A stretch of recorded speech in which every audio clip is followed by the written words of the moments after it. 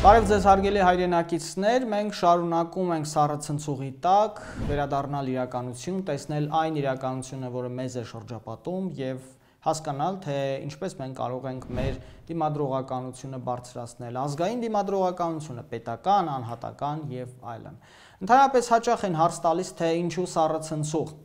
Գիտեք, սառը ցնցուղ, ինչպես հաստատում են գիտնականները, սառը ցնցուղը մարդուն նախ եւ առաջ օգնում է արյան շրջանառությունը ակտիվացնել, հետեւաբար նաեւ մեծացնել, բարձրացնել դիմադրողականությունը, իմունիտետը, այլ կերպ ասած։ Եվ երկրորդ, սառը ցնցուղը երբևէ զգացել եք, օրինակ, թեկուզ եւ հենց վարդավառի տոներին, երբ սառը ջուր են լցնում ձեզ վրա, ինչ է լինում, միանգամից սթափվում եք, միանգամից սպրտնում եւ վերադառնում եք այլ իրականություն։ Սթափվել, այլ կերպ ասած։ Մենք կփորձենք սառը ջուր լցնել մեր այն զգացողությունների, այն պատկերացումների վրա, որոնք շատ հաճախ մեզ այլ սխալ պատկերացումների պատճառ են դառնում եւ վերադարձնել իրականություն։ Այսօր ես ձեզ կպատմեմ այն մասին, թե ինչ եղավ հայկական արբանյակի ճակատագիրը եւ ինչու է դա մեզ համար շատ կարեւոր։ Դուք երևի շատ եք լսել այդ մասին իմ հրապարակումները, շատ եմ խոսել արբանյակի մասին եւ շատերի մոտ նաեւ կասկած է առաջանում, թե ի վերջո ինչ եղավ այդ արբանյակը, ինչու 2010-11 թվականներից սկսած այդպես էլ այն կյանքի չկոչվեց։ Նախ սկսենք արբանյակի ադրբեջանական տարբերակից, որովհետև հայկական սեփական արբանյակ ունենալու ծրագիրը սկսվեց այն ժամանակ, երբ իմացանք, որ Ադրբեջանը ունի արբանյակային նախագիծ։ 2009 թվականին Ադրբեջանի նախագահ Իլհամ Ալիևը հայտարարություն արեց, որ հանձնարարել է իր կառավարությանը զբաղվել ադրբեջանական տեղեկատվական հետախուզական արբանյակի ստեղծման աշխատանքով։ Եվ ահա դրանից որոշ ժամանակ անց, կոնկրետ 1 տարի հետո Ադրբեջանում ստեղծվեց Ազերկոսմոս պետական կազմակերպությունը, որը փաստացի զբաղվելու էր հենց կոնկրետ ադրբեջանական արբանյակի համար պայմանագրեր կնքելով եւ այլն։ Սա Ադրբեջանի առաջին տեղեկատվական արբանյակն էր, որը պետք է ստեղծվեր եւ ստեղծվեց ամերիկյան Orbital Sciences Corporation ընկերության կողմից եւ այն 2013 թվականի փետրվարի 7-ին արդեն պատրաստ էր եւ ֆրանսիական Գվինեայում գտնվող Կուրու տիեզերակայանից թռավ տիեզերք։ Այս արբանյակը կոնկրետ նպատակ ուներ հիմնականում հեռահաղորդակցության խնդիրներ լուծել, մասնավորապես Եվրոպան, Աֆրիկան եւ Կենտրոնական Ասիան ապահովում էր արբանյակային հեռուստաալիքներով, ինչը Ադրբեջանին բերում է մեծ եկամուտ։ Այսպես, ըստ Ադրբեջանի բարձր տեխնոլոգիաների նախկին նախարար, արդեն նախկին նախարար Ալի Աբասովի, Ադրբեջանը այս իր առաջին արբանյակի, որը կոչվեց Azerspace 1, դրա վրա ծախսեց $202 միլիոն, բայց մինչև 2028 թվականը, այդքան ժամանակ է այս Azerspace 1-ի կյանքի տևողությունը, Ադրբեջանը ստանալու է դրանից $600 միլիոն շահույթ։ Արդեն մեծ մասը ստացել է, արդեն 8 տարի գործում է այս արբանյակը, պատկերացնում եք, ծախսում է $202 միլիոն, ստանում է $600 միլիոն շահույթ։ Հետո Ադրբեջանը արդեն հաջորդ տարիներին կյանքի կոչեց իր համար շատ ավելի կարևոր, մեզ համար ողբերգական Azersky հետախուզական արբանյակը։ Դա արդեն նրանք ստեղծեցին 2014 թվականի հունիսի 30-ին, ուղարկեցին տիեզերք եւ փաստացի դա կոչվում է Azersky-ը, կոչվում է նաեւ այլ կերպ անվանվում է Ադրբեջանի աչքը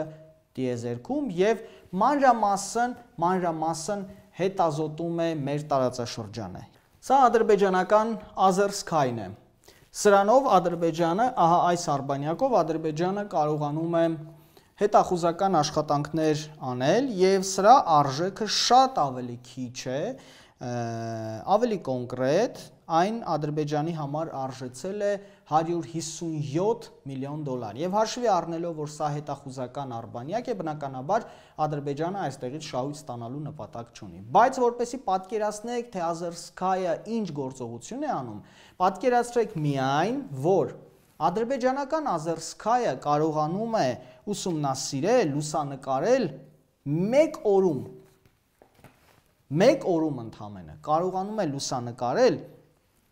6 միլիոն քառակուսի կիլոմետր տարածք։ Որպեսզի շատ ավելի լավ պատկերացնեք, թե ինչ է 6 միլիոն քառակուսի կիլոմետրը, հիմա ես քարտեզի վրա ցույց տամ։ Ահա սա մեր տարածաշրջանն է։ 6 միլիոն քառակուսի կիլոմետրը մի քանի անգամ, մի քանի տասնյակ անգամ ավելի մեծ է, քան մեր ամբողջ տարածաշրջանը։ Պատկերացրեք, որ Հայաստանի Հանրապետությունը Արցախով հանդերձ ընդամենը 42000 քառակուսի կիլոմետր է։ Ասեք 42000 եւ ասեք 6 միլիոն։ Հետևաբար միայն ադրբեջանական Azerskaya արբանյակը այս ամբողջ տարածաշրջանը մանրամասն կարողանում է լուսանկարել։ Ընդհուպ մինչև այն, որ հիմա եթե մենք ձեզ հետ դուրս գանք շինությունից եւ քայլենք եւ եթե մենք լինենք Ադրբեջանի թիրախում, մենք հանգիստ կարող ենք լուսանկարվել, մի հատ էլ ձեռքով անել Իլհամ Ալիևին։ Շարունակենք։ Արդեն 2018 թվականին Ադրբեջանը ստեղծեց իր երրորդ Azerspace 2 արբանյակը, որը տիեզերք թռավ 18 թվականի սեպտեմբերի 25-ին։ Այդ ժամանակ Հայաստանում արդեն եղել էր հեղափոխություն եւ բոլորս ապրում էինք նոր Հայաստանում։ Մոռանալով իհարկե, որ Հայաստանը նոր պատերազմի շեմին է եւ Ադրբեջանը արագ քայլերով պատրաստվում է պատերազմին։ 2021 թվականի ապրիլի 14-ին, այսինքն ընդամենը վերջերս, Հայաստանի Հանրապետության վարչապետ Նիկոլ Փաշինյանը այսպիսի հայտարարություն արեց։ 2017 թվականին Ադրբեջանը ուներ երկրի ուղեծրում 3 արբանյակ, որոնցից մեկը հետախուզական, որը գնել էր։ Այո, Ադրբեջանը հետախուզական արբանյակ էր գնում, իսկ Հայաստանի իշխանությունները գնում էին հողամասեր հունական կղզիներում, Եվրոպաներում, այնտեղ որտեղ հնարավոր էր։ Դուք լսեցիք Հայաստանի վարչապետի խոսքը, ես կրկնեմ ամենակարևոր հատվածը։ Ադրբեջանը հետախուզական արբանյակ էր գնում, իսկ Հայաստանի իշխանությունները գնում էին հողամասեր հունական կղզիներում։ Այս մասին, կրկնեմ, ազգային ժողովում ապրիլի 14-ին հայտարարեց Հայաստանի Հանրապետության վարչապետը։ Հիմա եկեք մի փոքր հետադարձ հայացք, այլ կերպ ասած ռետրոսպեկտ կատարենք եւ հասկանանք, ինչ է արել Հայաստանը սեփական արբանյակը ունենալու համար։ Հայաստանի կառավարությունը 2011 թվականից սկսել է կոնկրետ գործընթացներ սեփական արբանյակ ձեռք բերելու համար եւ այդտեղ անմասն չեմ եղել նաեւ ես, սակայն չլինելով կառավարության անդամ, բնականաբար ես ներգրավվածություն չեմ ունեցել մասնագիտական աշխատանքներին, բայց պարբերաբար բարձրացրել եմ այդ հարցը, որ Հայաստանը պիտի ունենա սեփական տեղեկատվական հետախուզական արբանյակ։ 2011 թվականից մինչև 16 թվականը Հայաստանը ստեղծել է կապի նախարարության շրջանակում գործող հատուկ վարչություն, որի ղեկավարներ են նշանակվել տարբեր տարիներին, հատկապես ամենամեծ աշխատանք կատարել է այդ վարչության ղեկավար Սուրեն Պետրոսյանը։ Մինչև 2016 թվականը Հայաստանը կատարել է բազմաթիվ գործողություններ, բազմաթիվ։ Դրանցից մեկն է Հայաստանը միացել է միջազգային տիեզերական պայմանագրին, որը կարգավորում է տիեզերքի օգտագործումը։ Հայաստանը բանակցություններ է վարել 2012-2013 թվականներին մի շարք երկրների հետ, հատկապես շեշտեմ 4 երկիր՝ Ֆրանսիա, Չինաստան, Կանադա եւ Ռուսաստան։ Հայաստանը այս 4 երկրների հետ ձեռք է բերել համաձայնություն, պայմանավորվածություն, որ մենք այս 4 երկրներից որևէ մեկի հետ պետք է ստեղծենք մեր սեփական, տեղեկատվական, գուցե նաեւ հետախուզական արբանյակը։ Մինչև 2017 թվականը Հայաստանը ձեռք է բերել գեոստացիոնար դիրք տիեզերքում, որպեսզի կարողանա օգտագործել իր արբանյակը։ Սա պետք է լիներ մեր արբանյակը տիեզերքում, որը դեռևս, ինչպես տեսնում եք, երազանքի ժանրից է, անիրականանալի։ Գուցե անիրականանալի, ես ավելի վստահ եմ, որ այն իրականություն կարող է դառնալ։ Բայց Մինչև իրականություն դառնալը մի քանի փաստեր, որոնք անմիջականորեն կապված են Հայաստանի Հանրապետության այսօրվա իշխանությունների հետ։ 2019 թվականին այս արբանյակային խնդիրների մասին տարբեր ժամանակներում խոսել են վարչապետ Նիկոլ Փաշինյանը, անվտանգության խորհրդի քարտուղար Արմեն Գրիգորյանը եւ ինձ հետ հարցազրույցում խոսել է նաեւ բարձր տեխնոլոգիաների արդյունաբերության այն ժամանակվա նախարար Հակոբ Արշակյանը։ Մենք նաև այս պահին բանակցությունների մեջ ենք, որպեսզի Սպուտնիկ ունենանք, եւ ես համոզված եմ մենք շուտով Սպուտնիկ ենք ունենա։ Մեր հարևան Ադրբեջանը մի քանի տարի առաջ 202 միլիոն դոլար, եթե չեմ սխալվում, ծախսեց տեղեկատվական արբանյակի համար եւ այսօր դա աշխատում է։ Հայաստանը ունի արդյոք նմանատիպ պլան, նմանատիպ տեսլական ինքը եւս ունենալու տեղեկատվական արբանյակ։ Դուք հիմա մեծ հարց եք բացում իրականում, որովհետեւ շատ մասնագիտական եւ լուրջ տեխնիկական հարց է, որովհետեւ արբանյակը մի քանի խնդիր է լուծում իրականում եւ որոշ խնդիրներ կարելի է արբանյակի վարձակալությամբ լուծել, որոշ խնդիրներ միայն սեփական արբանյակով, որոշների դեպքում արժի ներդրում անել, որոշների դեպքում ոչ, եւ հիմա կարող եմ ասել, որ նաեւ ինչ որտեղ անվտանգության հարց է։ Այո, եւ անվտանգության խորհրդի հենց նախաձեռնությամբ եւ շրջանակներում հիմա աշխատանքային խորհրդակցություններ են անցկացվում, որպեսզի հասկանանք, արդյոք արժի այդ գումարը ծախսել եւ ունենալ, թե ոչ։ Այսինքն այստեղ որոշման առաջնահերթության հարց է, ուրիշ խնդիր չկա։ Դուք լսեցիք Արմեն Գրիգորյանի եւ Հակոբ Արշակյանի հայտարարությունները, որոնցից մեկը, ինչպես տեսակ, Հակոբ Արշակյանը ինձ էր ասել Շանթ հեռուստաընկերության ուղիղ եթերում։ 2019 թվականի մայիսի 11-ին Գավառ քաղաքում ես մասնակցում էի Իմ քայլը հանուն Գեղարքունիքի մարզի տնտեսական ֆորումին, որի ժամանակ ես մոդերատոր էի։ Ընդմիջման ժամանակ ինձ հրավիրեցին վարչապետի հետ հանդիպման։ Եվ կարճ զրույցում այսպիսի խոսակցություն եղավ. ես վարչապետին ընդմիջման ժամանակ հերթական անգամ հարցրեի. ինչ է լինելու մեր արբանյակի ճակատագիրը։ Եվ ահա թե վարչապետը ինձ ինչ պատասխանեց. այդ արբանյակները խաղալիքներ են։ Մենք խաղալիքների հետ ժամանակ չունենք զբաղվելու։ Հետագայում անցան ժամանակներ,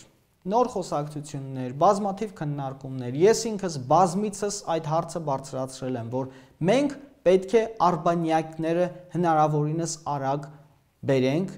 այսինքն կարողանանք լուծել արբանյակի հարցը։ Ինչու՞։ Հիմա գամ այդ հարցին։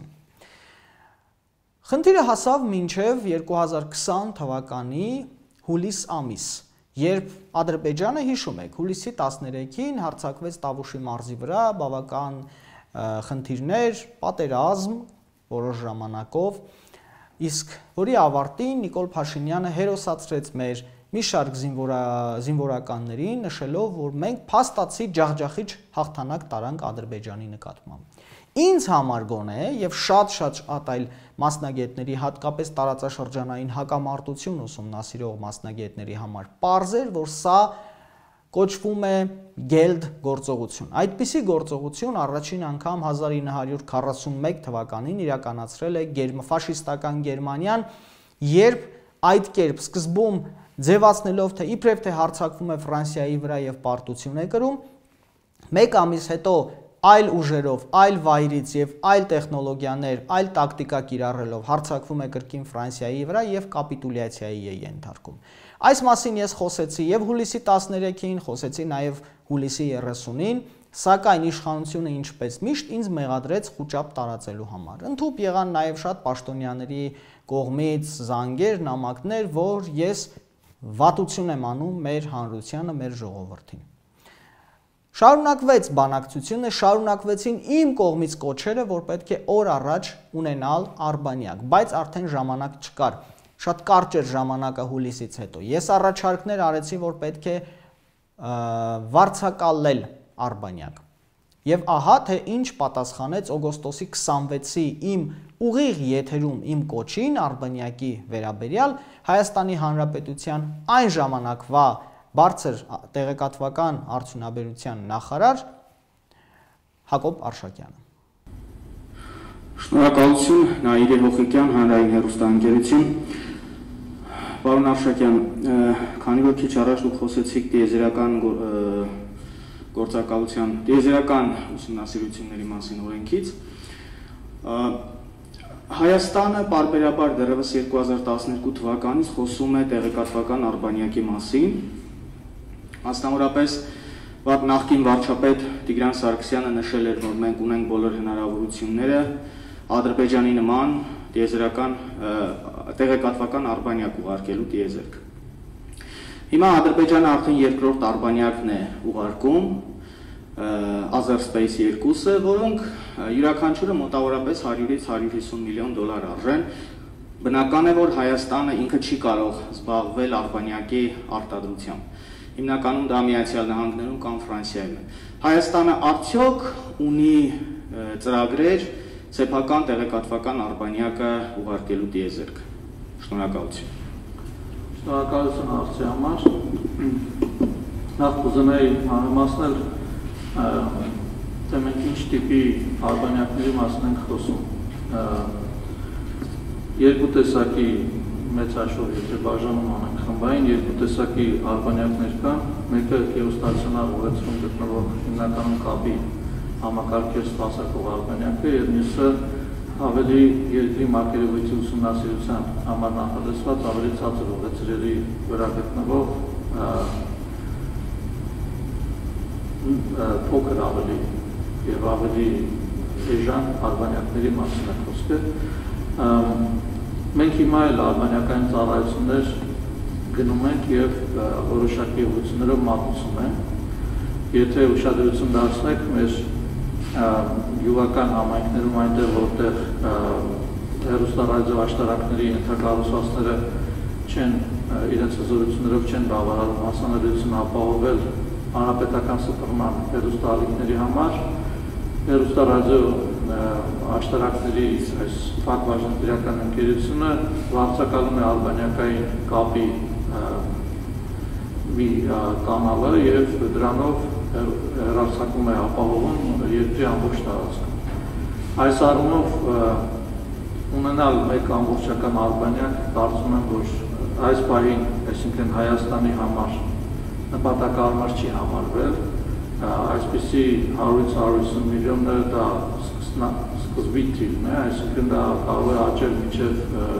շատ ավելի շատ գումարներ։ Այս առումով մենք պետք է տեսնենք արդյոք դրանք իրացվելու են իսկապես թե ոչ։ Հարգելի հայրենակիցներ, ինչու է ես հետևողականորեն պնդում, որ մենք պետք է ունենանք մեր արբանյակը։ Ահա այս նկարում պարզ դուք տեսնում եք, սա արբանյակ է, իսկ սա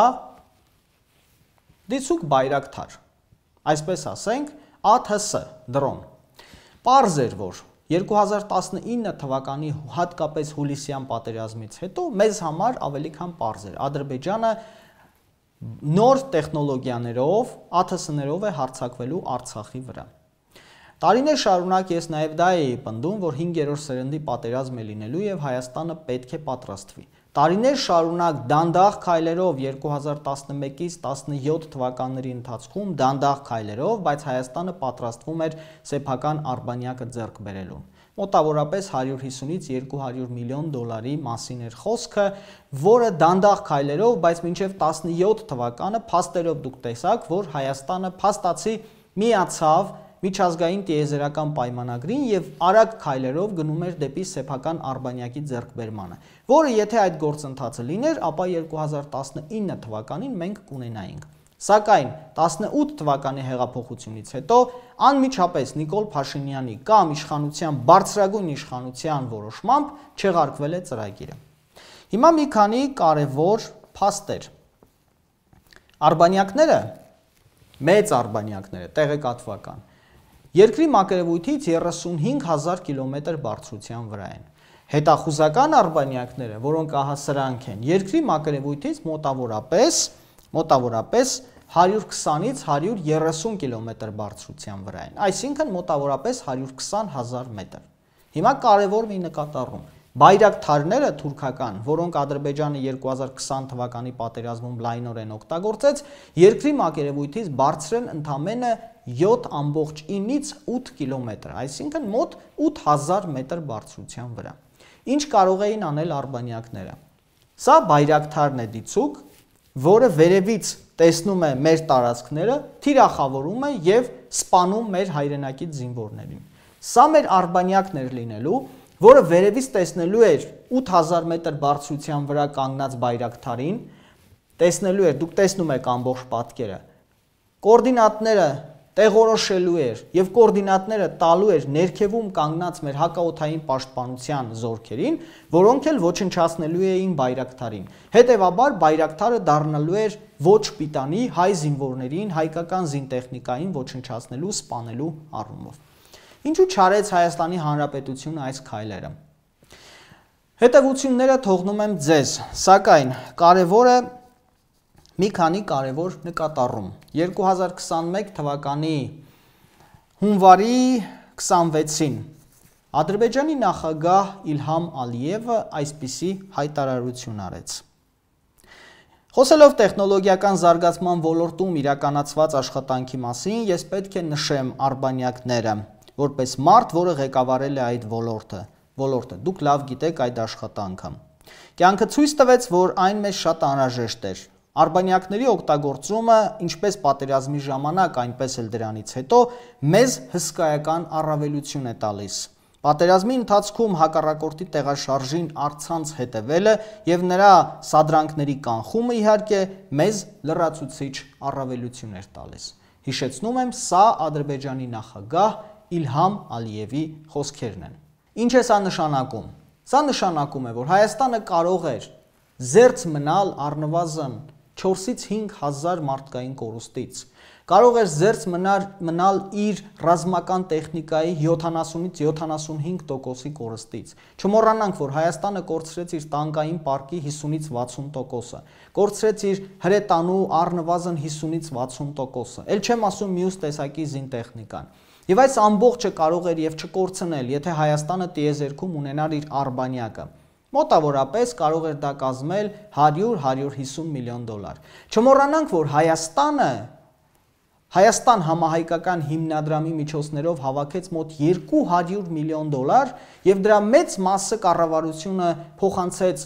Հայաստան համահայկական հիմնադրամի բյուջեից դեպի իր բյուջե, պետբյուջե, որտեղից էլ դա գնաց իր չինովնիկների պարգևավճարներին։ Ավելի թանկ էին արդյոք այդ չինովնիկները, քան մեր հազարավոր զինվորները։ Ավելի թանկ էին արդյոք այդ չինովնիկները, քան մեր հսկայական քանակության զենքերը։ Հետևությունները կրկին թողնում եմ ձեզ։ Բայց Հայաստանը կարող էր զերծ մնալ այս ամեն ինչից։ Ավելին, Հայաստանը կարող էր չկորցնել իր տարածքները։ Հայաստանը կարող էր պահպանել Արցախի այդ հսկայական տարածքները եւ ավելին, Հայաստանը կարող էր հաղթել այդ ճակատամարտերում եւ ընդհանուր առմամբ 2020 թվականի պատերազմում, եթե Հայաստանը չկասեցներ Արբանյակի այդ ծրագիրը եւ Հայաստանը մինչեւ վերջ ձեռք բերեր կամ վարձակալեր Արբանյակը։ Ինչու չարեց։ Դատեք ինքներդ։ Իսկ մենք ճիշտ կլինի, որ երբեմն սառը ցնցուղ ընդունենք եւ բարձրացնենք ոչ միայն մեր դիմադրողականությունը, այլև մի փոքր սթափվենք եւ ավելի սթափ նայենք իրականությանը եւ մեզ շրջապատող իրողություններին։ Ամուր եղեք։